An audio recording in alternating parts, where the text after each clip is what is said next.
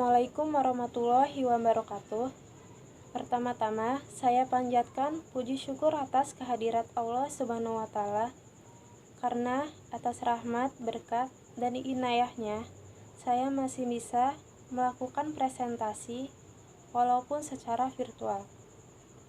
Sholawat teriring salam, tak lupa saya sanjung agungkan kepada Nabi Muhammad SAW, yang insya Allah kita nantikan syafaatnya di yaumil akhir nanti.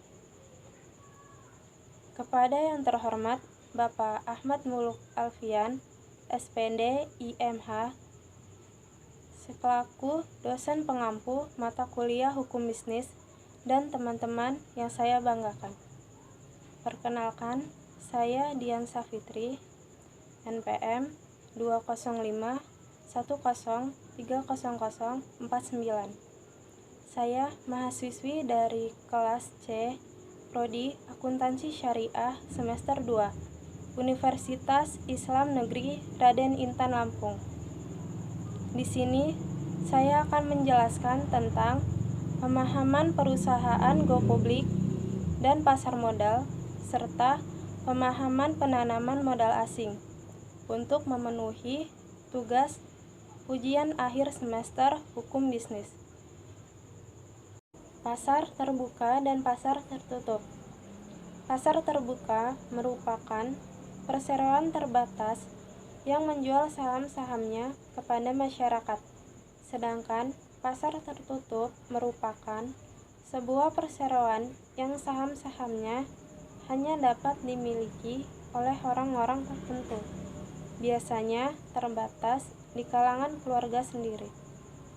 Tahap proses go public. Terdapat 5 tahap proses go public.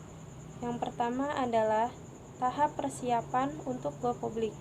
Yang kedua, tahap pendahuluan. Yang ketiga, proses pelaksanaan go public. Yang keempat, tahap penjualan saham. Dan yang kelima, tahap pencatatan di BEI. Pasar modal. Jenis-jenis pasar modal. Terdapat 2 jenis pasar modal. Yang pertama yaitu pasar perdana atau primary market, dan yang kedua yaitu pasar sekunder. Fungsi pasar modal. Pasar modal adalah tempat bertemunya pihak yang memiliki dana lebih atau lender dengan pihak yang memerlukan dana dengan jangka panjang atau borrower. Jadi, pasar modal mempunyai 2 fungsi, yaitu sebagai ekonomi dan keuangan. Di dalam ekonomi, pasar modal menyediakan fasilitas untuk memindahkan dana dari pihak lender ke pihak borrower. Dan di dalam keuangan, dengan cara menyediakan dana yang diperlukan oleh borrower dan para lender tanpa terlibat langsung dalam kepemilikan aktiva real. Penanaman modal asing atau PMA. Penanaman modal asing adalah kegiatan memasukkan modal atau investasi, baik yang nyata maupun tidak nyata, dari suatu negara ke negara lain untuk melakukan kegiatan usaha atau mengelola operasi perusahaan dengan tujuan untuk menghasilkan keuntungan di bawah pengawasan dari pemilik modal, baik secara total maupun sebagian. Unsur-unsur penanaman modal asing. Terdapat 3 unsur-unsur penanaman modal asing.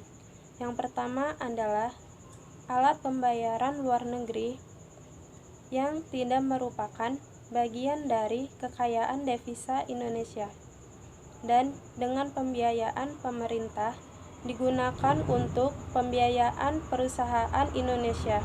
Yang kedua yaitu alat-alat untuk perusahaan, termasuk penemuan baru milik orang asing dan bahan-bahan yang dimasukkan dari suatu negara ke dalam wilayah Indonesia. selama alat-alat tersebut tidak dari kekayaan devisa Indonesia. Yang ketiga adalah bagian dari hasil perusahaan yang didasarkan undang-undang ini diperkirakan ditransfer, tetapi digunakan untuk pembiayaan perusahaan di Indonesia. Bentuk-bentuk penanaman modal asing. Terdapat dua bentuk penanaman modal asing. Yang pertama adalah investasi portofolio dan yang kedua adalah investasi langsung atau foreign direct investment.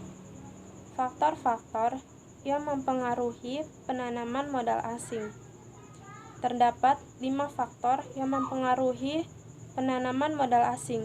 Yang pertama adalah produk domestik bruto, yang kedua tingkat inflasi, yang ketiga nilai tukar, yang keempat upah, dan yang kelima tarif pajak.